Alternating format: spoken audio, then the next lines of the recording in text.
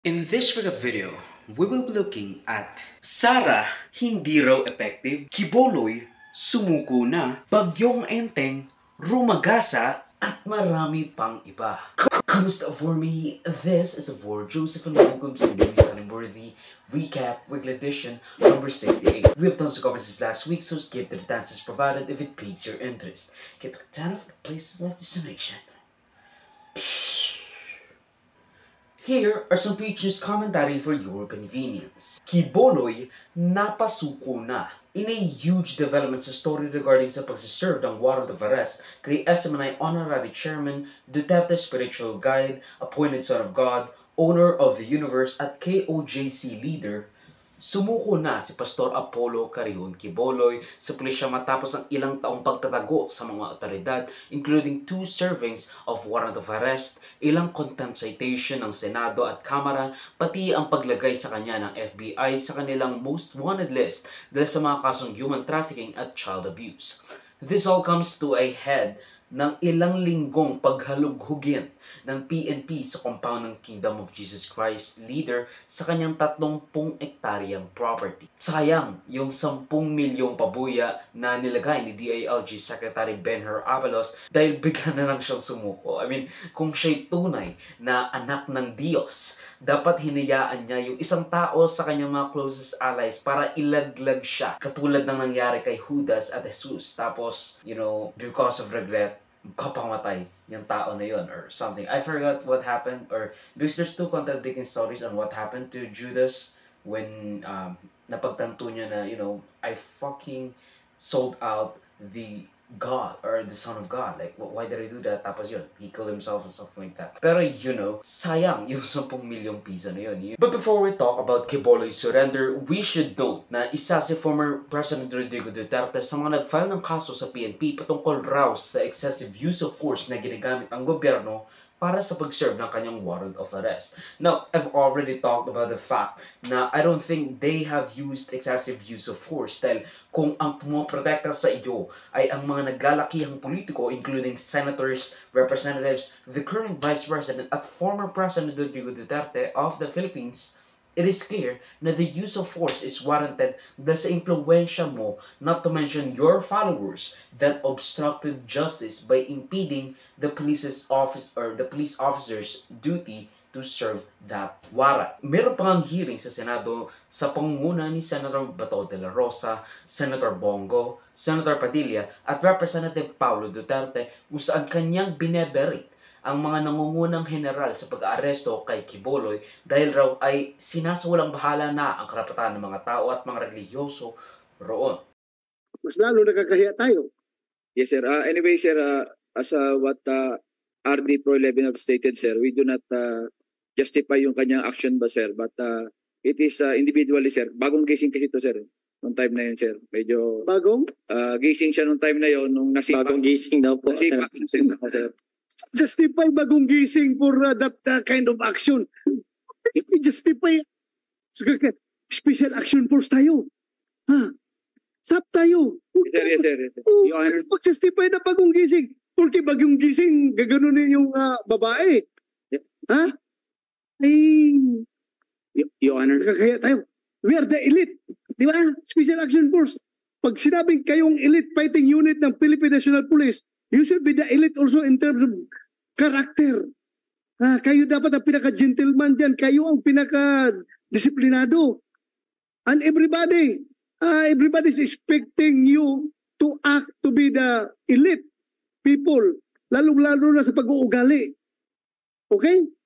Thank you. To which I kind of agree. At nakikita ko ang point of view na this is most likely a harassment of the religious in the context of being caught in the crossfire of the police officers and military personnel doing their job. And you might say, break a few eggs to make an omelet and all of that stuff. I mean, does that sound familiar? Okay, that's a reference to Trump saying that to VP Harris. Nagpalitan ng mga akusasyon ng pangharas at hindi makatuwirang paraan ng suppress, with the KOJC camp saying na nangbato sila ng tear gas ng harang ng mga supporters, ang kanilang paggamit ng mga lighter at paggamit ng mga labor sa mga minor de edad sa paghuhukay, which they said was outside of their jurisdiction and duty because again, their purpose is to serve that warrant of arrest. And they kind of became too eager to actually find Quiboloy that they did not leave, unlike what happened last time back in June, na tumigil agad sila sa paghahanap. They kind of had that drive to push and find Quiboloy sa kanyang kinataguan. Now, let's go back to the moments leading up to his arrest. Now, according to official reports, binigyan ng isang araw na ultimatum si Quiboloy para sumuko sa mga otoridad ng 1:30 ng hapon, to which a few hours later, he surrendered. Siguro dahil sa takot na gagawin ng mga tauhang militar at pulis sa kanyang compound at the rabid supporters that, kind of still supports him and impedes on the serving of that warrant by kind of obstructing justice. Sinabi naman ni Marcos na si Quiboloy ang mismong nag-request na magkaroon ng presensya ng militar sa kanyang pagsuko sa compound because of some vague threats about him. Na-corner siya, kaya napilitang sumuko si Quiboloy, ang ating embattled pastor na kumakaharap ng patong-patong kaso sa Pilipinas pati sa Amerika. Nakamaskara si Quiboloy like me at ang kanyang mga kapwa-akusado sa isang press briefing na naganap kasama si DILG Secretary Benher Abalos. Wala na raw siyang choice kundi ang sumuko dahil siya ay napapaligiran at papalapit na ang ating mga kapulisan sa kanyang lungga. I mean, why not save face and say na sumuko ka when in all realities, what other choice do you have? Idinala gamit ang isang aeroplano sina Quiboloy and friends papuntang Camp Crame matapos ang higit 2 linggong paghahanap at paghalughog sa compound ng KOJC at isang warning ng pagpasok sa isang building na hindi pinapayagan ng mga pulis na pumasok. They basically said, if you do not surrender, we will go through that building. We will go to that building that you forbade us to actually go through or even enter. Ngunit sinasabi ng kanyang kapo na bumalik raw siya sa compound sa araw ng kanyang pagpasok at pagsuko prior to the surrender. Wala siya sa compound. Kung sinasabi niya, pumasok siya para sumurrender siya. But in all realities, nasa building siya kung saan sinasabi na magbibigay siya ng ultimatum na papasok sila or pupunta sila doon if hindi sumurrender si Quiboloy, which could mean bad PR for him kasi nga again, there's a possibility na itadrag siya out of that building. Though, this is probably just a way for the administrators of the compound to have the plausible deniability in harboring a fugitive or not really a fugitive, but a person wanted by law. He said na he surrendered to stop the suffering of his devoted followers from the harassments that are impending because of the whole shebang about him being served the warrant of arrest. Now, siya'y nagpalipat sa kustodiya ng militar imbes na sa kapulisan dahil raw sa banta sa kanyang buhay dahil sa kanyang paglaban sa mga terrorist organizations sa bansa tulad ng mga religious extremists at mga komunista. Basically what I think Robin Padilla has said nung inoppose niya si Senator Rizal Tiveros sa kanyang pagsasite in contempt kay Quiboloy. Now, of course, the military and the Department of National Defense actually refused that request, considering na stricto daw sila sa pag-implementa ng security measures, and I don't think that Quiboloy would be keen to have his freedom further restricted. Kasi again, it could also be a trap na nire-repress si Quiboloy kasi hindi siya pinapakita sa media and all that stuff. Hindi katulad sa PNP. Basically saying na we're not taking the risk na gagamitin mo as a publicity stunt itong security detail or security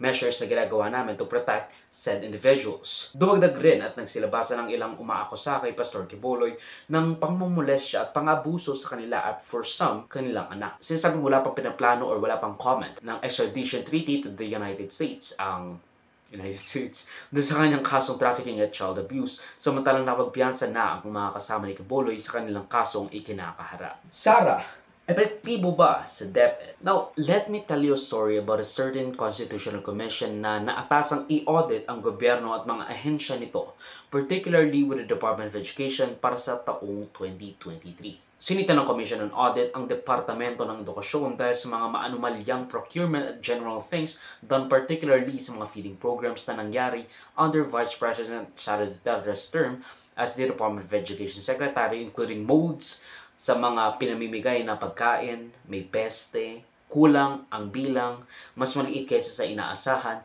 at nakalistang mga items sa procurement papers ng ating kalihim ng edukasyon. By the way, nagkakahalaga ang mga school-based feeding program na inimplementahan ni Vice President Sara Duterte with all those na mahigit 6 na bilyong piso. So, even just a smaller bread than what was initially intended could, compound into millions of pesos in savings and, of course, possible corruption. And I'm not saying that it happened. I'm just saying that there's a possibility that it could happen. Nang inaudit ng COA ang Duterte-led DepEd for 2023, nalaman sa buong taon na pumalya si Vice President Sara Duterte sa pag-achieve ng mga goals patungkol sa pagpapagawa ng mga classroom repairs at mga pasilidad sa paglinang ng edukasyon, including equipments at furnitures at fixtures, pagre-rehabilitate, pagpapagawa ng mga classroom, pati na ang mga waste and sanitation facilities at electrification. Ayon sa COA, 192 sa mahigit 6,000 classrooms lang ang naipagawa ng ahensya o at 3% success rate, samantalang under construction pa rin ang 4,000 classroom o around 40% or 70% still under construction. Now, sure, let's grant her that 70% figure and sasabihin nila na, okay, under construction naman to, so it's on the way. So 70% of the construction or it is being under construction. So, nasaan ang mahigit 27% na target? Hindi na ba yun maitatayo? If so, paano yung extra budget na hindi na-utilize ng ahensya ng gobyernong ito because they haven't built that 27% or they're not even on their construction, they're not even in the process of, constructing those said classrooms. Naalala nyo ba nung sinabi ni Vice President at Department of Education Secretary Sara Duterte nang sinabi niyang bigyan nyo lang ako ng 100 bilyong piso at aayusin ko ang sistema ng edukasyon sa bansa. I mean, what a naive and bold assertion, di ba? Never mind the fact na ang Department of Education ay may budget na 700 billion pesos under her term, the largest of any departments and agencies of the government as duly prescribed under the 1987 Constitution of the Philippines, kung saan ang pinakamalaking appropriation ay dapat mapunta sa ahensya concerning education. Sinabi ng COA na only 208 out of the 7,550 classrooms are to be repaired in 2023 were completed, with 2,000 undergoing repair and more than 5,000 still to be procured. Nakita rin na only 3 out of the 88 target last mile schools were completed, or again around 3%. These LMSs are supposed to be what bridges the resources of the agencies sa mga lilim na lugar. Talagang kitang-kita na kaya naman pala underachievers din ang ating mga estudyante sa Pilipinas kahit na ang daming mga honors, high honors, and even highest honors. Kasi pati pala yung kalihim ng edukasyon nila underachiever din. Nakakapanlumo na sila ang nag-set ng mga target na ito. Tapos barely 10% cumulatively ang nakompleto nila para sa fiscal year 2023 with a 700 billion pesos budget. Magtataka ka na lang talaga kung saan ba napunta ang mga ito. I mean, where did it all go? Anong nangyari sa mga budget na nakalaan na para sa mga target nilang ito? I mean, yung mga hindi natapos or never even bothered to start the paperworks on. Anong nangyari sa kanila? What happened to whatever it is that we should have been done or what should have been done? Because of this and some other stuff, inuutusan ng COA or Commission on Audit ang DepEd na isoli ang mahigit 12 bilyong unsettled na balance. This besides sa mga kakulangan sa mga target nila na sinabi ko earlier. The 12 billion pesos is mostly from the disallowance ng paggasta. Kumbaga hindi nila pinapayagang gastahin ito because it's maanomalya. Yung hindi karapat-dapat na paggasta sa kaban ng bayan. Yung hindi pinayagan to go through. And she has the guts to refuse to answer the reasonable questions laid out by the senators and representatives from both the administration and the opposition. And I think I speak for every Filipino out here and say na in light of bearing Vice President Sara without an H. Duterte's incompetence and general disapprovability, I think we can all agree that the Commission on Audit should always have and publicly release their reports in every government agencies. And if that is so already, I call upon the Philippine media, content creators to scrutinize at tignan yung mga irregularidad, lalo na sa mga ganitong bagay, dahil as long as the mandate of any constitutional commission is impartiality, accountability is only possible when it is scrutinized. Kung malalaman ng taong bayan kung saan ginamit in an easy, informative at digestible way ang paglustay sa ating kabanang bayan, at least alam natin kung saan nila ito iginagasta. That way, we can impeach or kick them out of office kung ganoon na lang ito kagrabe. But since wala na siya sa Department of Education, I don't think anything will actually happen as of yet. Maybe impeachment? I don't know.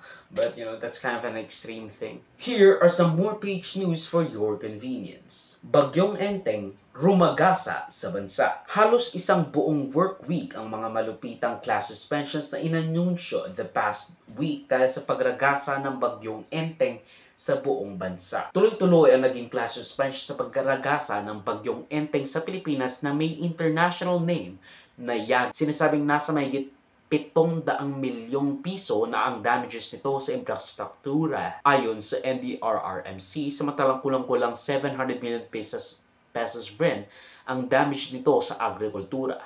May 26 na tao rin ang hanggang ngayon nawawala at hindi pa nahahanap at ilang taong namatay sa paghagupit ng Bagyong Enteng sa bansa. Ex-Iloilo Mayor nagpiyansa na. Bumalik na ng bansa si ex-Mayor Jed Mabilog matapos ang ilang taong pagtatago sa Amerika nang siya'y mabigyan ng political asylum dahil sa di umano'y witch hunt laban sa kanya ni former President Rodrigo Duterte at sa kanyang pangangamba sa kanyang buhay. Isa si Jed Mabilog sa mga taong pinunteriya ni former President Rodrigo Duterte sa kanyang war on drugs kung saan kanya pang binansagan ang Iloilo, of which he presided in as the most shabulized in the Philippines. Ang lupit, no? Buti pa siya nakaalis ng bansa at nakahingi pa ng political asylum sa Amerika, samantalang ang ating mga mahihirap na kababayan, nagtitiis sa Pilipinas. Ang ilan tuluyan pang napapatay through extrajudicial at on-the-job killings ng mga vigilante at ilang pulisya. The injustice, even in the oppressed masses,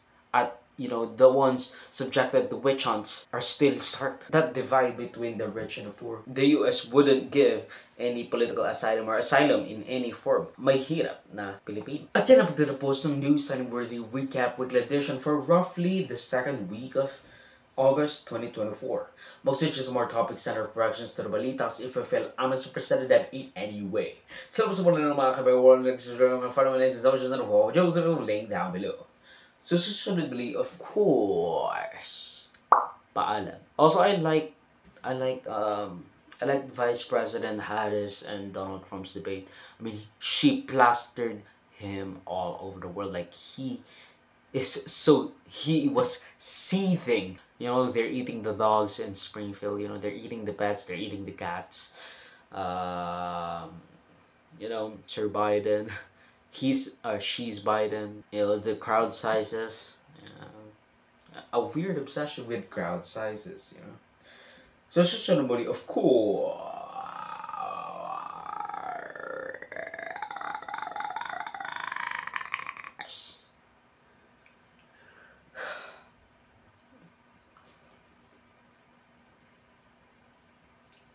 Paalam.